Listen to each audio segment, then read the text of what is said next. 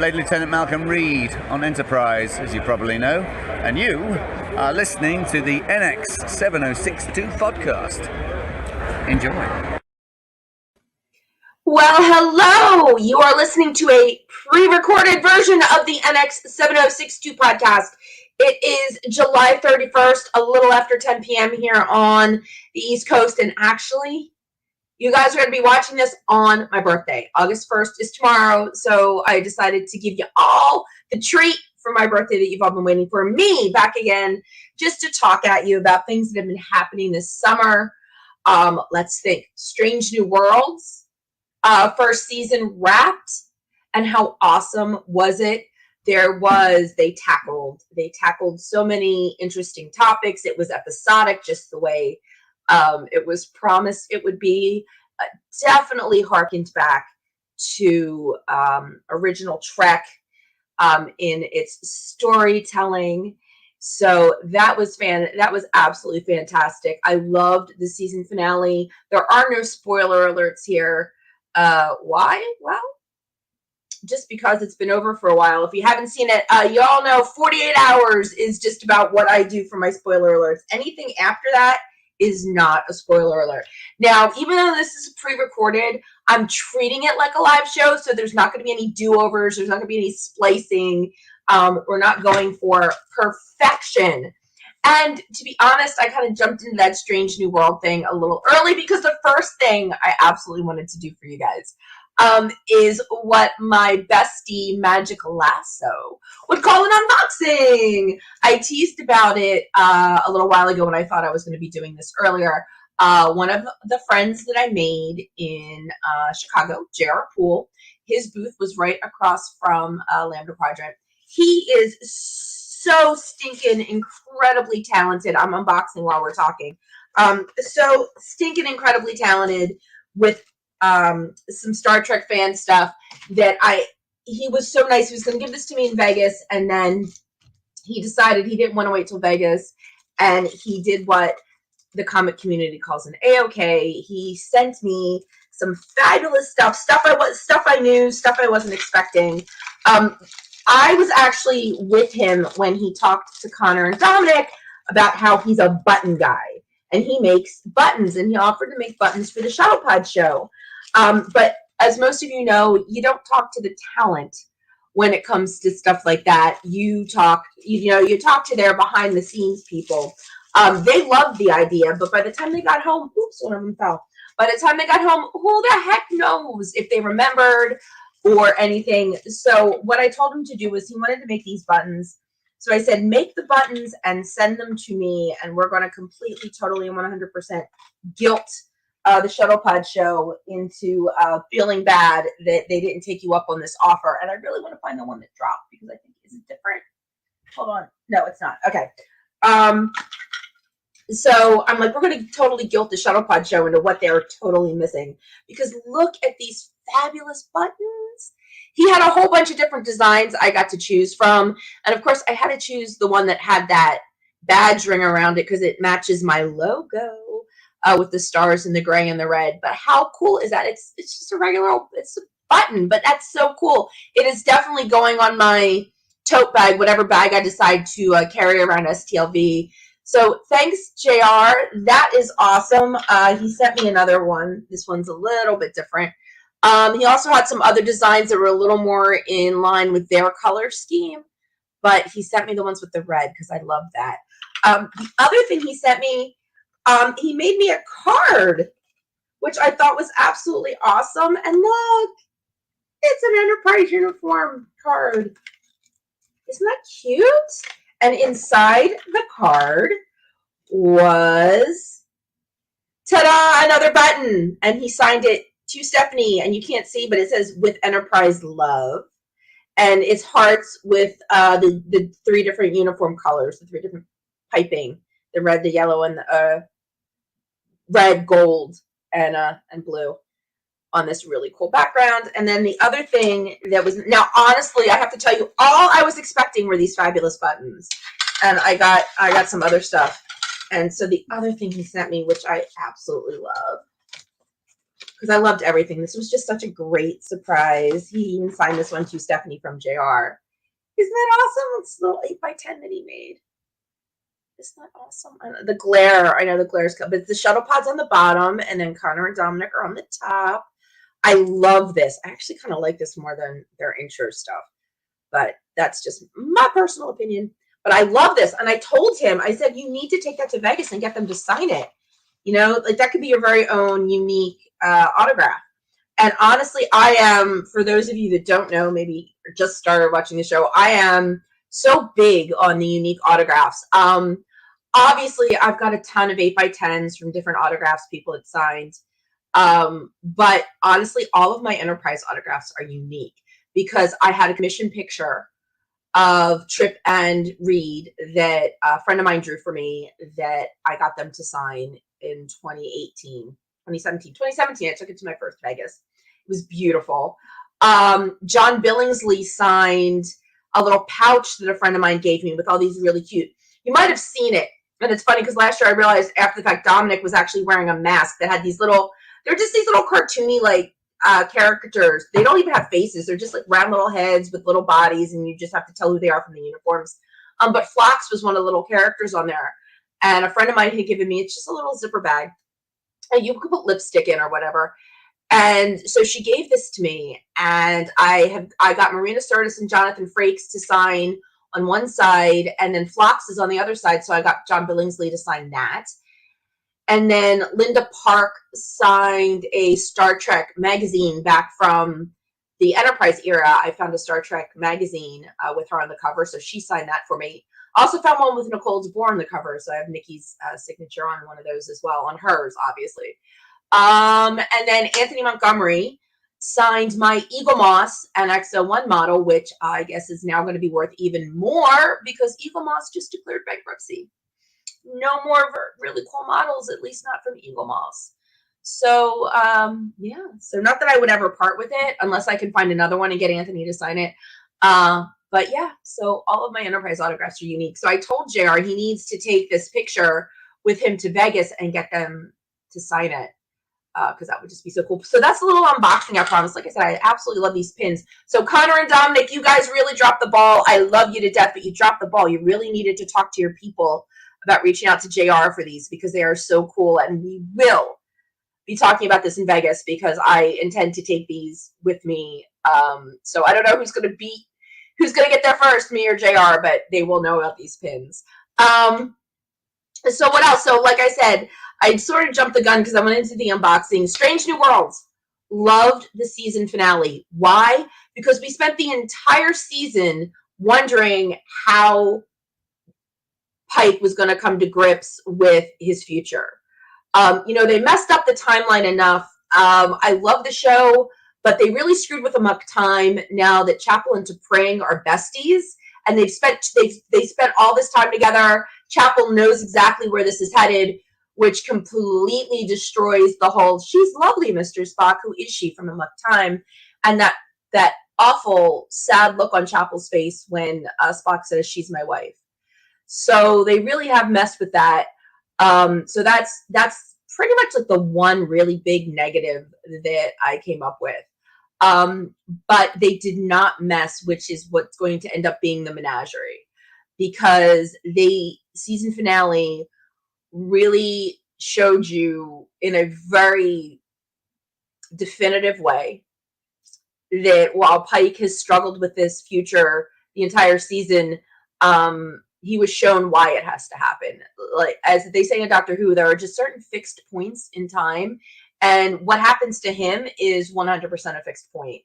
And in any other timeline, in any other way, if he survives that explosion and that radiation, the future is completely fucked, basically. And that's what I loved about that last episode.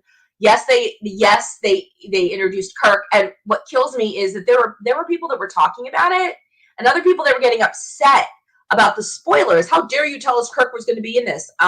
It was announced a while ago that they had picked a Captain Kirk I should say a James Kirk, because I think he's still a lieutenant. They had picked a James Kirk actor So we all knew it was coming. And of course it was going to come in the season finale. So I actually defended somebody on Facebook because they were getting a rash of shit for mentioning the actor's performance.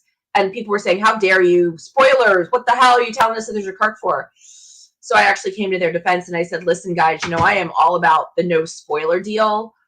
But if you didn't know that Kirk was coming, that's on you, because it was all over the internet when they announced the actor. So that is Stevie. Say hi, Stevie. You're new and exciting. I don't remember if you've ever popped into the podcast before. So that's my take on Strange New Worlds. I am really excited to see what's coming with Lower Decks. There's going to be, a Lower Decks Strange New Worlds crossover was just announced at Comic-Con, which should be really interesting.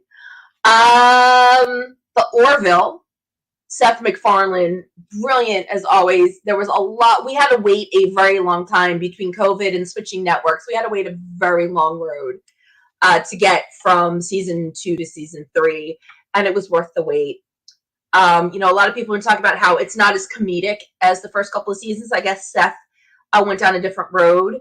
It's more of a dramedy than a comedy, and I am okay with that. There's still definitely Seth MacFarlane's sense of humor definitely comes through in a lot of this, but it's much more subtle. It's much more few and far between, because he is tackling some immense social issues in a way that I love. It's funny. The Family Guy sometimes does take it a little too far for my taste. I love it. And a lot of times he's got a point to make that's incredibly valid, but sometimes getting there. Hey, don't. Hold on a second, guys. He's messing with my stuff. Now he's gonna leave. So, Family Guy, sometimes even when they're making a really poignant statement, the grossness kind of gets to me a little bit, because that can be gross, and I get it. It's a specific sense of humor. But when that's the beauty of the Orville. He's tackling these amazing stories, and yes, there's humor, but it's definitely lower key. He's got a lot to say, and he says it so well. There's some Topa episodes. There's a couple of Topa episodes which were just so intense and so well done and so well written. Beautifully. They were beautifully done. And if you haven't watched the Orville season 3, if you haven't watched any of it, it is definitely 100% a love letter to Star Trek.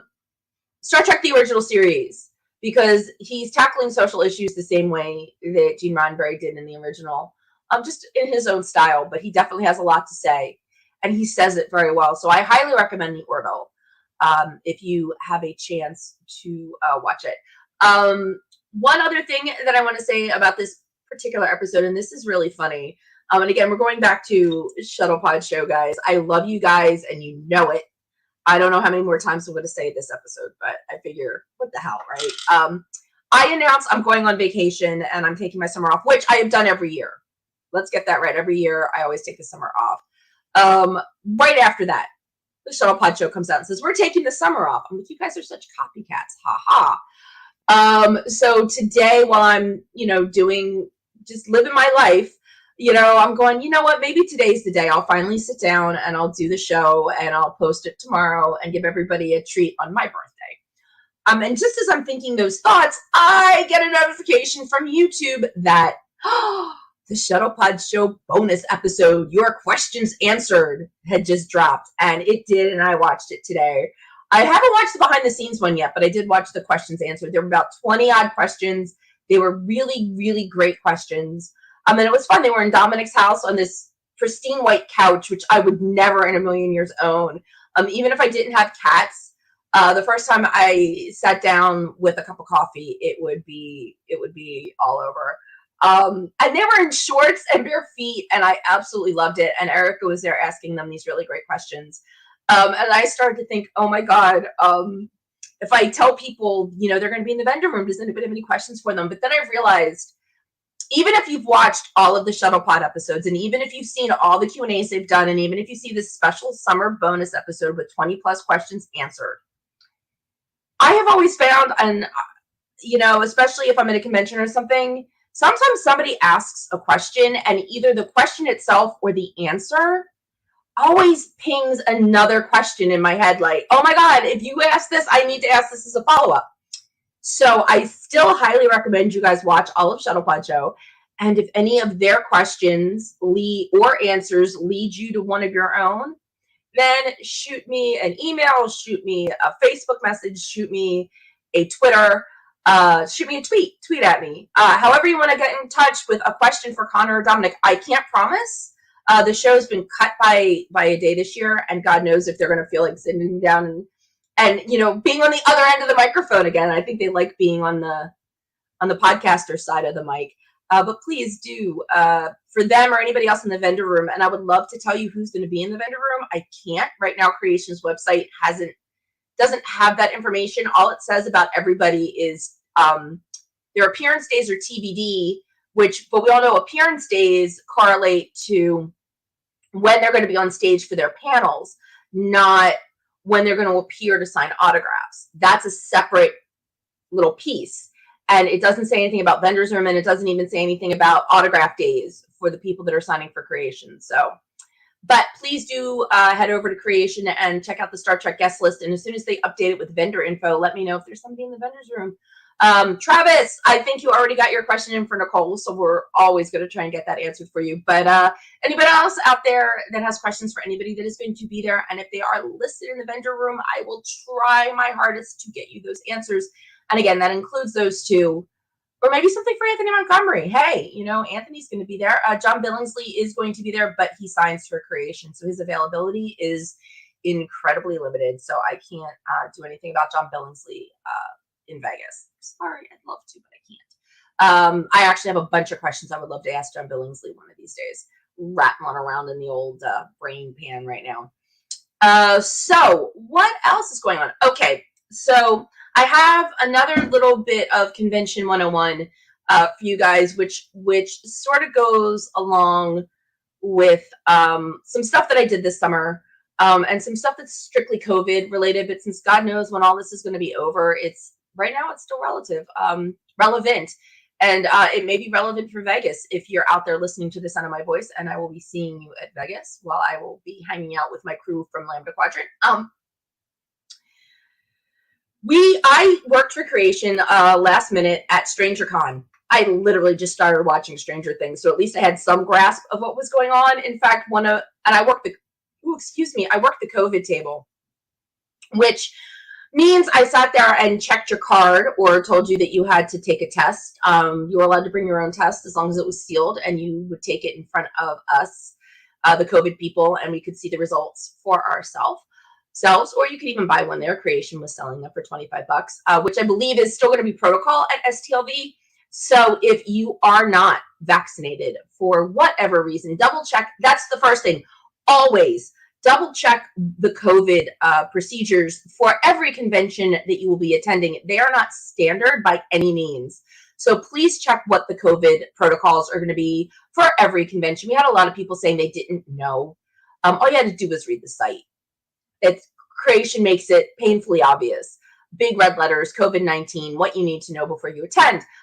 You were allowed to attend without having been vaccinated, but you had to be COVID tested on the premises. That did not mean walking in with a COVID test you took at home, because you could have cheated. Who knows? Maybe you were positive and you found out and you had your best friend take a test for you. You can also get tested. CVS, Walgreens, anybody that's still doing those testing, because they will give you official paperwork that you can bring. So just make sure that you either have an unopened COVID test, and trust me, it is cheaper to buy them and bring them sealed and take your test on site than it is to purchase them.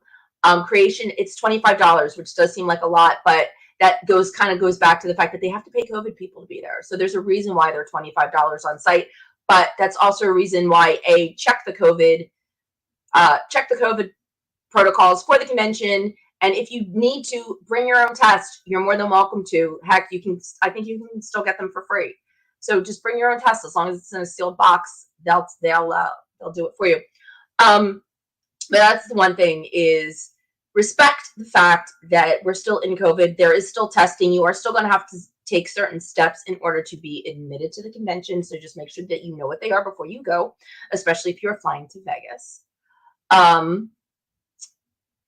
The other thing too, and this happened twice, and I'm sure most of the people within the sound of my voice know this, but for anybody out there that has never been to a convention before, may not know this, and for all I know, there are some newbies out there, so I want to say this because it's something I run into.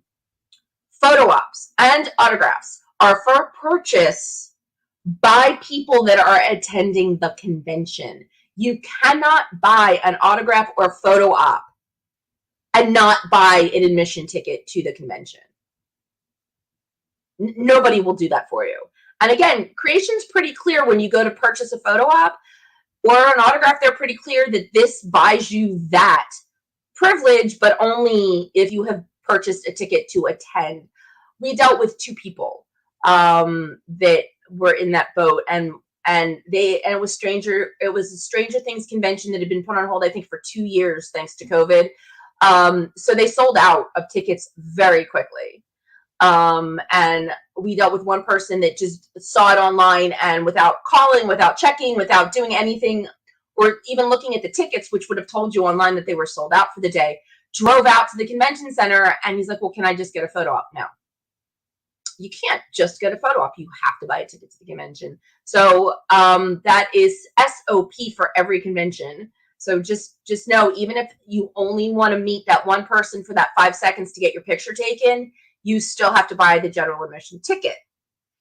That's another thing. Please be advised. And Creation also says this, but they've gotten burned by this. And again, I had to deal with this a lot because Millie Bobby Brown couldn't make this convention, and there were a lot of people that had purchased packages with her, and a lot of people that were disappointed. Do not ever buy a ticket for a convention based on a single person, because up until the day that they're supposed to be there, they can cancel. So just be advised. If you're going to a convention for a particular person, that's great. Wait until the very last minute to see if they're still on the guest list. And you're still taking your chances because there's still a chance that they will cancel for some reason while the convention's in process. It happened with Jonathan Frakes a couple years ago. He missed Star Trek's Next Generation's 30th anniversary in Vegas because I think he had a directing. So he had a gig. He got a gig. And acting, directing, work will always take precedence over a convention, which is why that is part of their contract, that they are allowed to cancel for professional reasons. So just remember that if you do something for a single person, you're kind of stuck if they cancel, because you're not going to get a refund based on their canceling. And you've got to buy the general admission ticket. They will refund a photo op. You can get, if you buy the general admission ticket and the photo op, you can either exchange. I mean, they don't keep your money for a photo op or an autograph for somebody that didn't show up, but you can't say, I was only coming here for this particular person, I want my admission money refunded. That you won't see. At least as far as I know, for every convention. That, again, I'm pretty sure that every convention has that as SOP because they have to. Otherwise, their ticket sales would suffer. So, and again, this is a COVID protocol thing. I worked Shore Leave, which is a great convention. It's a Star Trek convention. It's named after the Shore Leave episode. But they always have a variety of people. This year they had Gates McFadden, and John Billingsley was a last-minute addition. It was supposed to be Robbie Duncan McNeil, but he canceled last minute because he got COVID. So hopefully Robbie is feeling better. But I was so excited. John Billingsley, yay. So I got to see John and talk to him a little bit, which is amazing. Can't wait to hopefully bump into him in Vegas, because he's usually, even though he's with Creation signing, he usually wanders around a lot. And Gates, I got to say a very quick hello to. I was working with Jesse Usher, who is freaking phenomenal. He is in The Boys, which is a fantastic show. It puts the whole superhero thing on its ear. If you are grossed out by gross, don't watch it. It is incredibly violently graphic, with innards lying around and people exploding everywhere. So if you're grossed out, don't watch it. Or if you are not a big fan of gratuitous sex, which no judgments, but there is gratuitous sex, and lots of violence and bad language and all that stuff that I personally love. But again, out of respect, I am warning anybody. It's a great show. I think it's fantastic. I think the characters are rich and intricate and funny. And like I said, it just turns the whole superhero thing on its ear, which I think is terrific. But yeah, it's very gross and very sexual and lots of bad words. So if any of that is not your cup of Earl Grey, then yeah, don't. But the other person that I was really excited to see was Aimee Garcia from Lucifer. I was actually supposed to work with her. They had me assigned originally to Barbara Luna, who unfortunately, again, had to cancel at the last minute. That would have been fantastic. But she had to cancel. Okay, no problem. So then they moved me to Aimee Garcia, and I thought, well, if I'm going to be working with Aimee Garcia, I was holding off on watching Lucifer. I wasn't ready for it to end. So I was kind of holding off, but I watched the last few episodes that I was actually going to save. I watched them before I went down there, only to find out I was working with Jesse, but that's okay. So I went to go talk to Aimee and tell her that story. And she was actually being handled by a friend of mine. And she had on her table, very clearly, she was not doing selfies. She had the plexiglass, tabletop plexiglass shield so that she wasn't coming in contact. She lives with, I believe, or takes care of or something, an immunocompromised human. I don't know who it is, not my business. No, I just know that she works with somebody or lives with somebody that's immunocompromised. So she was not doing selfies. Completely fair. She was doing photo ops because she could do the plexiglass thing, but she was not doing selfies. And these two guys in front of me, because I will always stand in line, I will not butt in front of somebody, were literally hassling her, harassing her. We came all the way down from New Jersey. Guess what, dude? So did I. It's no big deal. Even if you were further north than I was, 3-4 hours at the most, get over yourselves. And they wouldn't leave her alone about doing a selfie and how it didn't say anything on the website about it and why wasn't she doing it, and we were not going to touch. Leah, my friend, who's the handler, did exactly what any good handler would do and stood up, and she's over 6 feet tall, stood up and said no, but they wouldn't let up, and Aimee finally let them do it. They didn't touch her. They just kind of leaned in and they had a camera. But what pricks. What absolute pricks. And I don't know if you guys are ever going to stumble over this podcast, but if you do, you know exactly who you are, and you're assholes, because everybody was trying to explain to you that she has someone in her family that she comes in contact with who is immunocompromised. You were freaking lucky she was even there. She didn't even have to do it. It's a freaking convention. If she felt like maybe with the rising cases now, with these two variants that have just, been out for a couple of weeks, she could have freaking canceled. You're lucky she's there. And no, it doesn't say it on the website, because what it says on the website is really simple. The actors charge what they're going to charge at their tables. The actors decide what they're doing, and the information will be on their table, because Shore Leave doesn't dictate what the actors do. They invite the actors. It's like the vendor's room at STLV. Yeah, when you're doing the creation thing, that's a different story. But when you're in the vendor room, like creation says, prices and what's happening, that's all on the actors. They're free to do whatever they want. That's why what's on the website is our actors are free to do whatever they want at their table. They charge what they want to charge, and they offer what they're going to offer. So I felt terrible for Aimee. So please, again, this is just a little more convention 101. First of all, Aimee Garcia is an amazing human. She is the sweetest person. We had an amazing conversation. While I regretted that I watched Lucifer before I was ready, the last few episodes were fabulous. And I thought her character's best work was actually in one of those later episodes. And I had a chance to talk to her about that. So that was fantastic. And she's a sweetheart. And she basically wrote a novel on my autograph, which was great. About stuff. So I was just really touched. She's amazing. She did not deserve to be hassled like that. So please, again, COVID is still a thing. And however, whatever your feelings are on COVID, those are your feelings. But we're all lucky that during these times, the actors have even agreed to come out and come in contact with so many different people. So, cut them some slack. Whatever they're comfortable doing at their table is what they're comfortable doing. And if they tell you they're not comfortable doing something, don't put them in the awkward position of, but.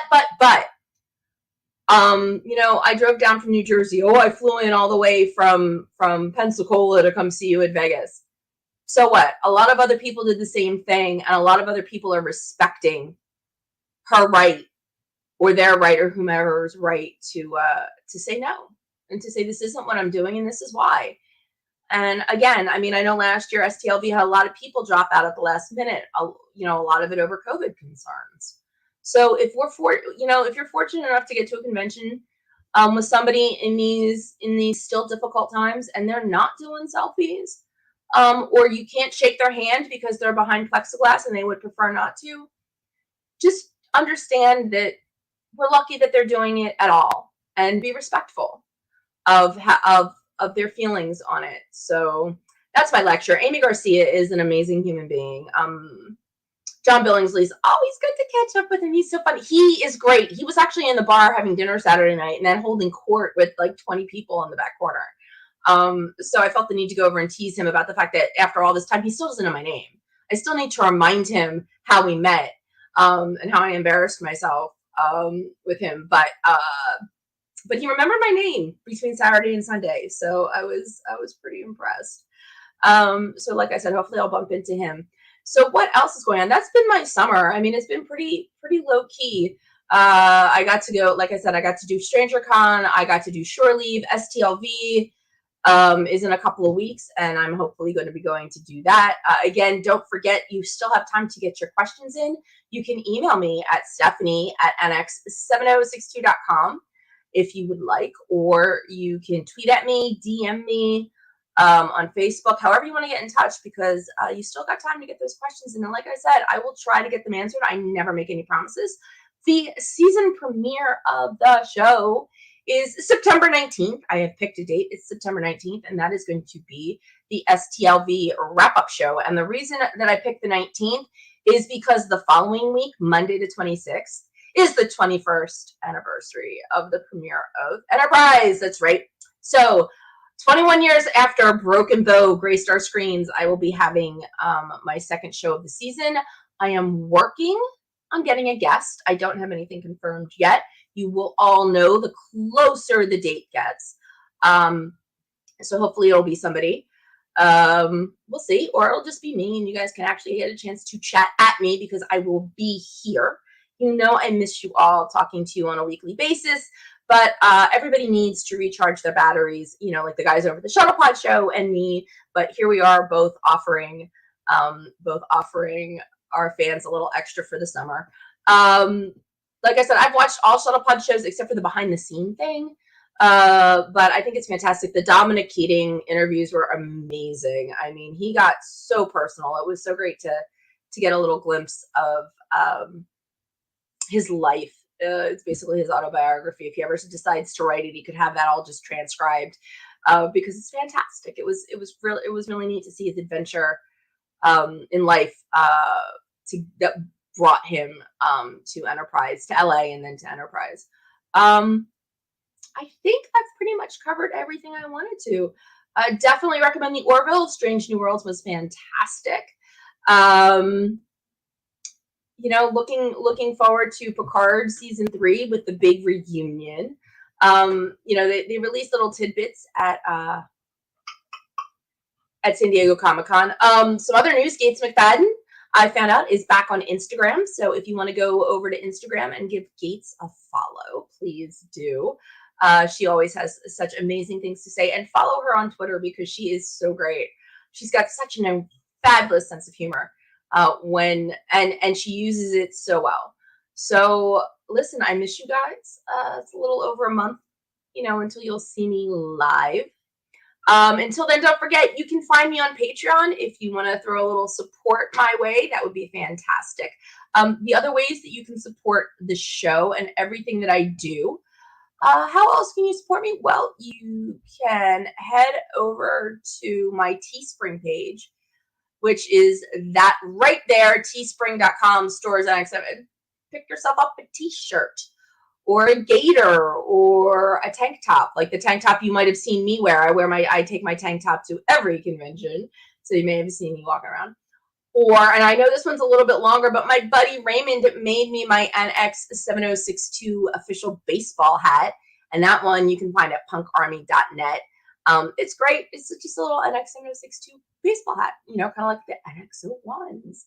And of course, I'm wearing my Enterprise Anniversary t-shirt because it was there. And I thought, well, what else am I going to wear for the podcast?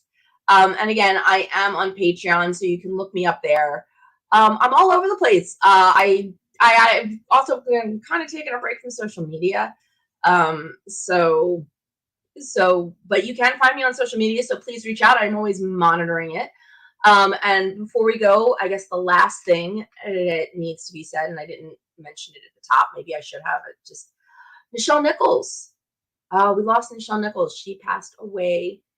I think actually it was last night in her sleep, but they announced it today. Her son announced it. It was very peaceful, which is absolutely what she deserved. She deserved just to go quietly. And her light might have gone out of this universe, but her legacy will definitely live on. Everything that she has done for equality, for women, for generations, the mark that she has left, she left it in permanent ink, and we are all better for having had her in our lives for whatever brief moment it's been. And I did actually have the pleasure of meeting her a couple times. In fact, I have a Nichelle story before I go. So I was working Star Trek New Jersey. The last official Star Trek convention in New Jersey was in 2017. And I was there Thursday night for setup. And I got hungry. And so I went to the hotel, that little convenience store thing that they have at the hotel. I just trotted over there to see if I could find something to eat. And lo and behold, Nichelle Nichols was checking in, and her person, or assistant, had walked away, and she had decided she wanted to stretch her legs, so she had gotten up out of her wheelchair just so she could stretch her legs a little bit. And by the time I bought my packet of pretzels or whatever it was I was buying, she was ready to get back in the chair, and there was nobody to help her. So I turned around and I said, "Can I offer you some assistance?" And she grabbed my arm, and I helped lower her down into her chair, and she said, "Thank you, dear," or "Thank you, darling." She said, "Thank you, darling." And then that was just fantastic. So I actually did have the pleasure. I did get a picture with her at a Wizard World. My friend Evan, being the most amazing friend ever, let me come in because you can have a maximum of 2 people, and he was one. So of course he said, "Do you want to be in my Nichelle picture?" That I actually posted on Twitter. But it does not top that conversation and her saying, "Thank you, darling." So I am so grateful to have had that very brief personal moment with Nichelle. So Nichelle, rest in peace. You will be missed.